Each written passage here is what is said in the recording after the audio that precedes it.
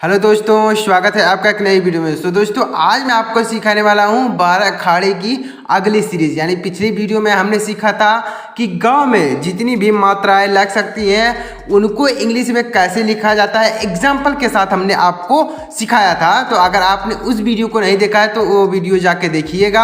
आज की वीडियो में हम सीखेंगे कि घ में जितनी मात्राएं लग सकती है, जैसे घ में आ की मात्रा, घ में छोटी ई की मात्रा, घ में बड़ी की मात्रा, जितनी मात्राएं लग सकती हैं वो सारी मात्राएं आपको एग्जाम्पल के साथ सिखाऊंगा, जिससे आपको घ में जितनी भी मात्राएं लग सकती हैं वह आपके मन में जितना भी डाउट रहेगा वह क्लियर हो जाएगा। और अगर आप इसे सीख लेते हैं तो आपको इंग्लिश को पढ़ने में, लिखने में, बोलने में बहुत ही आसानी होगी। तो वीडियो को पूरा देखिएगा। वीडियो को अगर आप पूरा देखते हैं तो आपको 100% अगर इंग्लिश बिल्कुल भी नहीं जाती है तो भी मैं गारंटी के साथ कहता हूं कि आपको इंग्लिश धीरे धीरे इसी तरीके से अगर आप हमारे साथ बने रहेंगे तो इंग्लिश आपको समझ में आने लगेगी। तो वीडियो को पूरा देखिएगा और अगर आपको ये वीडियो अच्छा लगे तो लाइक कर दीजिएगा और चैनल को भी सब्सक्राइब करके बेल आइकन को ऑल पर सेट कर लीजिएगा, जिससे मैं वीडियो अपलोड करूं तो सबसे पहले नोटिफिकेशन आपके पास पहुंचे। तो चलिए देखते हैं, देरी ना करते हुए। तो सबसे पहले हम इसका इंग्लिश लिख लेते हैं। देखिएगा यहाँ पर घ है, इसमें कोई मात्रा नहीं है। इसमें घ में आ की मात्रा है, घ में छोटी की मात्रा है, घ में बड़ी की मात्रा है, घ में छोटा हो की मात्रा है, घ में बड़ा हो की मात्रा है। तो इसको इंग्लिश में क्या लिखेंगे हम एग्जाम्पल के साथ आपको सिखाएंगे। जैसे घ में अगर बड़ी की मात्रा है तो इस तरीके से, घ में बड़ी की मात्रा है से कोई शब्द है तो उसको कैसे लिखेंगे। घ में बड़ी की मात्रा से कोई शब्द है तो उसको इंग्लिश में कैसे। घ में आ की मात्रा है तो उससे कोई शब्द बना है तो उसको इंग्लिश में कैसे लिखेंगे, चलिए देखते हैं। तो सबसे पहले हम इसका इंग्लिश लिख लेते हैं। तो चलिए लिख लेते हैं। घ का होता है GH, यानी घ को जब हम इंग्लिश में लिखते हैं तो क्या लिखते हैं, GH लिखते हैं। तो यहाँ पर इसको लिख देंगे GH, यानी घ को जब हम इंग्लिश में कन्वर्ट करते हैं तो GH लिखा जाता है। ग को लिखते हैं G और घ को लिखा जाता है GH। तो हर जगह घ को GH ही लिखेंगे। तो यहाँ पर भी लिख देंगे GH और आ की मात्रा इसमें लगी है तो A लगा देंगे तो हो जाएगा घ, यानी इसमें आ की मात्रा लगी हुई तो इसलिए यहाँ पर ए लगाएंगे। घ में छोटी की मात्रा तो GHI लिखेंगे। क्या, GHI, यानी छोटी की मात्रा के लिए आई।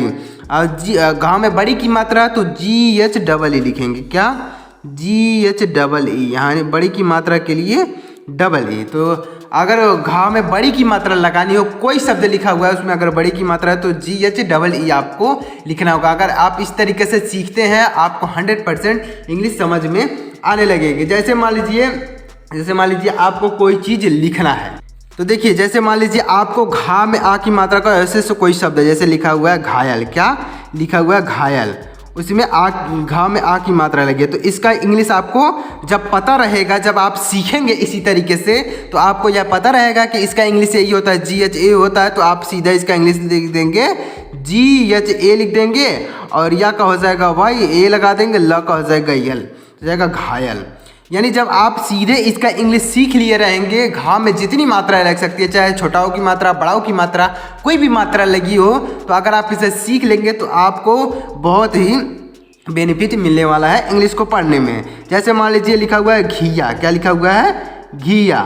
तो यहाँ पर आप देख रहे हैं कि ये जो लिखा गया है घ में बड़ी की मात्रा यहाँ पर लिखी गई है। तो इसका इंग्लिश आपको पता है क्या है, GHEE लिखा गया। तो आप सीधे इसका इंग्लिश लिख सकते हैं GHEE और उसके बाद या का हो जाएगा वाई, आ की मात्रा के लिए ए, तो हो जाएगा घिया। ऐसे आप सीधे डायरेक्ट कोई भी शब्द हो उसमें अगर इसी तरीके की मात्राएं लगी हैं, ख में जितनी मात्राएं लग सकती हैं उसको मैंने यहाँ पर लिख के रखा है। तो आपको एग्जाम्पल के साथ सिखाऊंगा जिससे यह मात्राएं आपको पूरी तरीके से क्लियर हो जाए। घ से लेकर आपके मन में कोई भी डाउट न रहे, यानी घ में जितनी मात्राएं लग सकती हैं सारी मात्राएं हमने लिख दी। तो चलिए सबसे पहले इसका इंग्लिश हम लिखते हैं। तो घ में अगर छोटाओं की मात्रा तो GHU लिखेंगे। क्या, छोटाओं की मात्रा के लिए यू। घ में बड़ाओं की मात्रा तो GHOO लिख देंगे। घ में बड़ाओं की मात्रा के लिए GHOO। घ में री की मात्रा के लिए GHRI। घ में री की मात्रा के लिए GHRI। अब घ में ए की मात्रा है तो घ में ए की मात्रा के लिए लिख देंगे GHE लिख देंगे, ए की मात्रा के लिए ई। घ में ए की मात्रा तो घ में ए की मात्रा के लिए लिख देंगे GHAI। क्या लिख देंगे, GHAI। घ में ओ की मात्रा के लिए तो GH लिख देंगे, घ के लिए लिखेंगे GH और ओ की मात्रा के लिए ओ, तो जाएगा घो। यानी घ में अगर ओ की मात्रा हो तो सीधे आप लिख सकते हैं GHO। घ में ओ की मात्रा तो इसके लिए लिख देंगे GHA। ए यू, क्या लिखेंगे GHAU। अगर घाव में औ की मात्रा लगानी हो, कोई शब्द लिखा हुआ उसमें अगर इस तरीके से लिखा हुआ तो आप सीधे इसका इंग्लिश लिख सकते हैं GHAU। घाव में अंक की मात्रा तो इसके लिए लिख देंगे GHAN, यानी अंक की मात्रा के लिए क्या लिखेंगे AN लिख देंगे, अंक की मात्रा के लिए AN। और घाव में अगर आह की मात्रा तो GHAH लिखेंगे, क्या GHAH, यानी आह की मात्रा के लिए AH लिखेंगे और घा के लिए GH। यानी आप देख रहे हैं कि घा के लिए हर जगह GH ही लिखा जा रहा है, GH, यानी हर जगह GH ही लिखा जा रहा है और मात्राएं केवल चेंज हो रही है। जैसे यहाँ पर छोटी की मात्रा के लिए आई, बड़ी की मात्रा के लिए डबल ई, छोटाओं की मात्रा के लिए यू, बड़ों की मात्रा के लिए डबल ओ। तो इस तरीके से आपको ध्यान में रखना है। ऐसे जब आप सीखेंगे इंग्लिश को तो आप बिल्कुल आसान तरीके से सीख सकते हैं। बस आपको क्या करना है, वीडियो को डेली देखते रहना है और वीडियो को पूरा देखते रहना है। जब आप वीडियो पूरा देखेंगे तो आपको 100% हर चीज़ें समझ में आएंगी। जब आप देखेंगे ही नहीं, सुनेंगे ही नहीं तो कैसे समझ में आएंगी। तो वीडियो मैं डेली अपलोड करता हूँ, तो डेली देखा कीजिए। हर वीडियो में कुछ नया नया जरूर सीखने को मैं सिखाने का प्रयास करता हूँ। तो चलिए देखते हैं। सबसे पहले यहाँ पर पहला शब्द है जिसमें कोई मात्रा नहीं, तो इसका इंग्लिश लिखेंगे घा है यहाँ पर, तो घा का इंग्लिश क्या हो जाएगा GH हो जाएगा और यहाँ पर ए लगा देंगे, रा का हो जाएगा R। अब रा क्यों लगा दिए, क्योंकि इसमें आ की ध्वनि होती है। जैसे कोई अक्षर है उसमें आ की ध्वनि आती है तो इसलिए ए लगाया जाता है, तो ए यहाँ पर लगा देंगे। इस तरीके से यहाँ पर भी लिख देंगे घा का हो जाएगा, इस घा का क्या होगा GH हो जाएगा, ए लगा देंगे, इसमें आ की ध्वनि है। यानी क से लेकर ज्ञ तक जितने अक्षर होते हैं उसमें आ की ध्वनि आती है, इसलिए ए लगाया जाता है। न का हो जाएगा यंत, हो जाएगा घन। घास। अगर आपको यह चीज़ें लिखना और पढ़ना सीखना है तो सबसे पहले आपको क्या याद रखना होगा, सबसे पहले आपको अ से लेकर आह तक जितने अक्षर होते हैं उनका इंग्लिश याद रखना है। और दूसरा आपको क्या याद रखना है कि अ से लेकर आह तक जितनी मात्राएं होती हैं उनको आपको याद रखना है। तो इसके लिए सारी वीडियोस हमने बना दी है कि मात्राओं को कैसे याद रखते हैं और अक्षरों को क्या लिखते हैं, हमने सारी वीडियोस बना दी हैं। अब देखिए घा को इंग्लिश में यहाँ पर देखिए घा में आ की मात्रा है, तो घा में आ की मात्रा अगर है तो आप सीधे लिख सकते हैं GHA, तो इसको लिख देंगे GHA और यस सा का हो जाएगा यस, तो हो जाएगा घास। घायल। यहाँ पर भी देखिएगा घा में आ की मात्रा है तो आप सीधे लिख सकते हैं GHA, तो हो जाएगा GHA लिख देंगे और या का हो जाएगा YA लगा देंगे, इसमें आ की मात्रा है, ला का हो जाएगा यल, तो हो जाएगा घायल। ऐसे आप लिख सकते हैं बिल्कुल आसान तरीके से। अब देखिए घा में छोटी की मात्रा, तो घा में छोटी की मात्रा अगर हो तो सीधे आप लिख सकते हैं GHI, क्या लिख देंगे GHI, उसका सा का हो जाएगा यस, ए लगा देंगे, ना का हो जाएगा यन, आ की मात्रा के लिए ए, तो हो जाएगा घिसना। घिरे। तो यहाँ पर भी घा में छोटी की मात्रा है तो आप सीधे लिख सकते हैं GHI, रे का हो जाएगा RE, क्या हो जाएगा RE, तो हो जाएगा घिरे।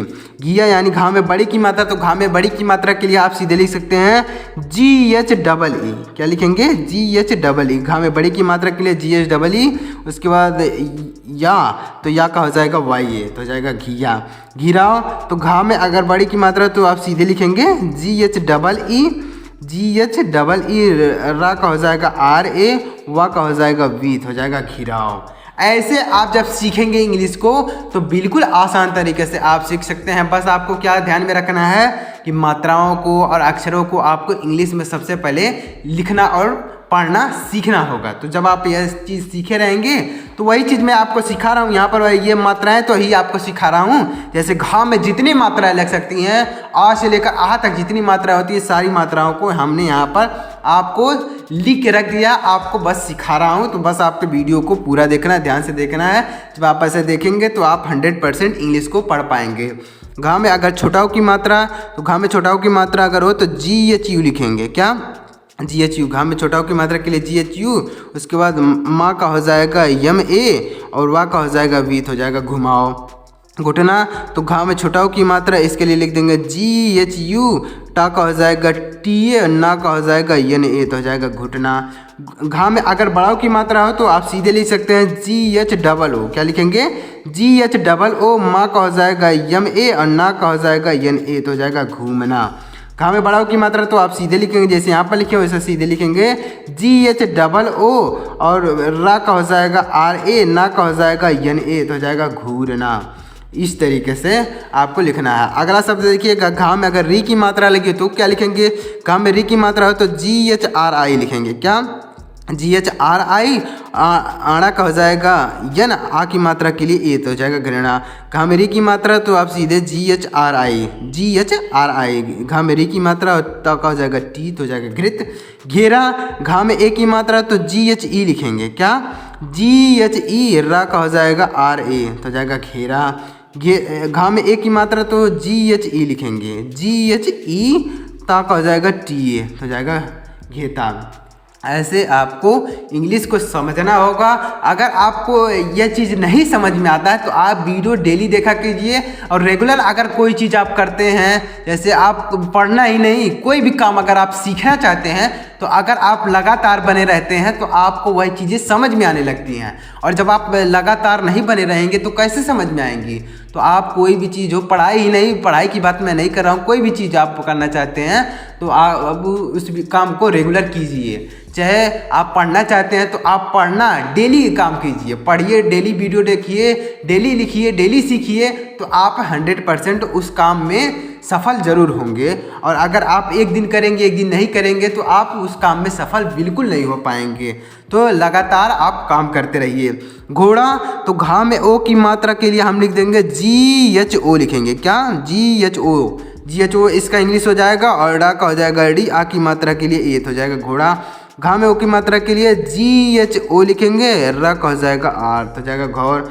घा में आई की मात्रा तो आप सीधे लिख सकते हैं GHAI, क्या लिखेंगे GHAI, माँ का हो जाएगा यम, र का हो जाएगा रा, आर हो जाएगा।